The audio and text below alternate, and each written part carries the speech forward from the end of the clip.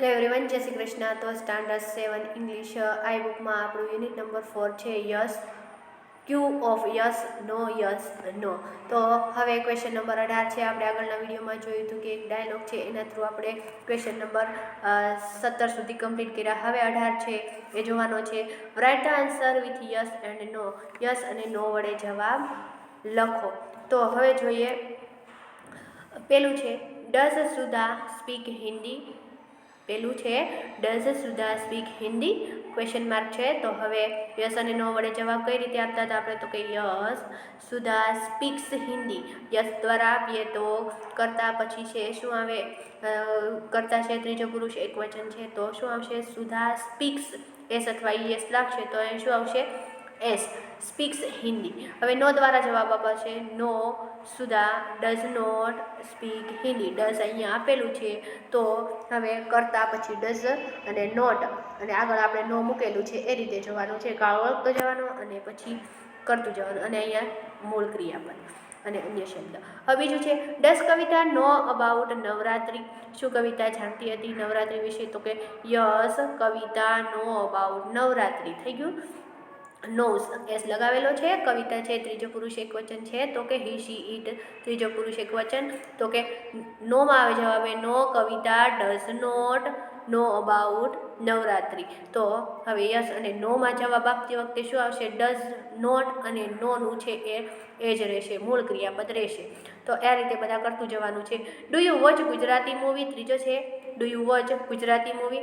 Yes I. હવે શું આવશે? યુ લખેલું છે ત્યાં આઈ આવશે. આપણે જોયું હતું કે જ્યારે પ્રશ્નાર્થ હોય ત્યારે એને આપણે યસ અને નો વડે જવાબ આપતી વખતે યસ આઈ થઈ જાય છે. યુનું શું થઈ જાય છે? I watch Gujarati movie. વોચનું વોચ જ રહેશે.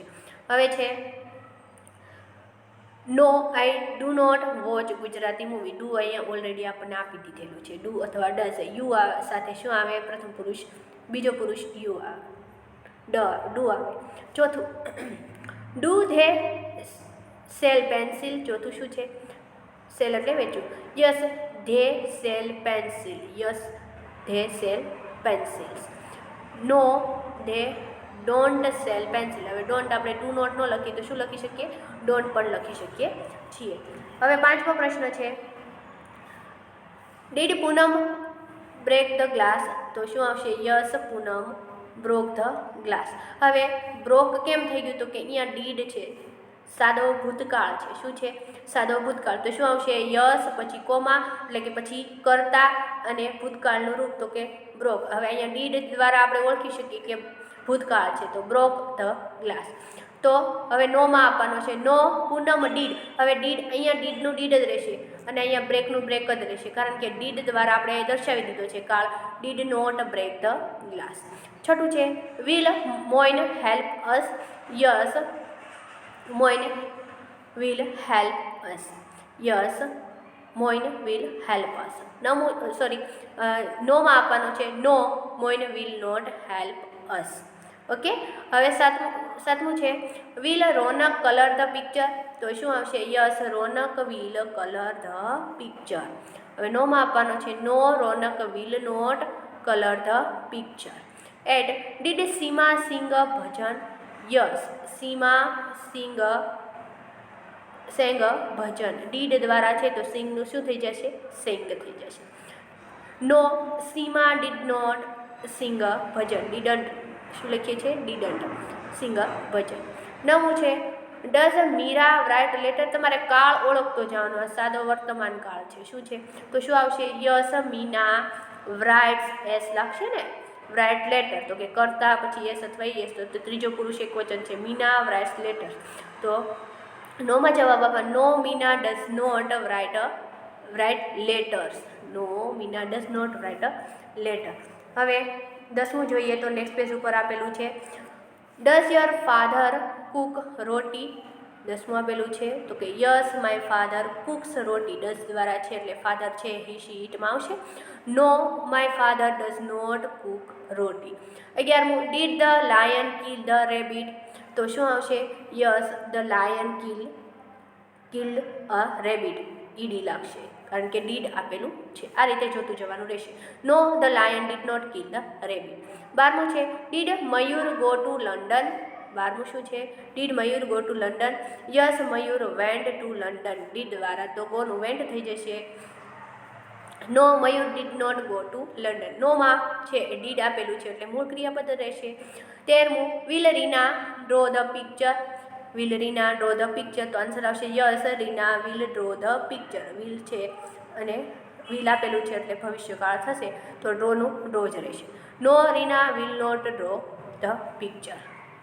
14મું did Sonali draw a picture. Yes Sonali draw a picture. Did છે એટલે ડ્રોનું શું થઈ જશે તો કે draw. No Sonali did not draw a picture. 15મું will Trupti sing Gujarati song. તો શું આવશે? Yes Trupti will sing Gujarati song. No Trupti will not. No દ્વારા જવાબ આપીએ તો no Trupti will not sing Gujarati song. હવે જોઈએ 16મું did they come late. Yes they come late. આ રીતે જ કરવાનું છે. યસ ધે કેમ લેટ કારણ કે ડીડ આપેલું છે. No they did not come late. Okay. 17મું છે does Seema like this bag. Yes Seema like this bag. No Seema does not like this bag. 18મું છે did the boys shout in the class. Yes the boys shouted in the class. Did દ્વારા છે એટલે ED લાગશે. No the boys did not shout the class.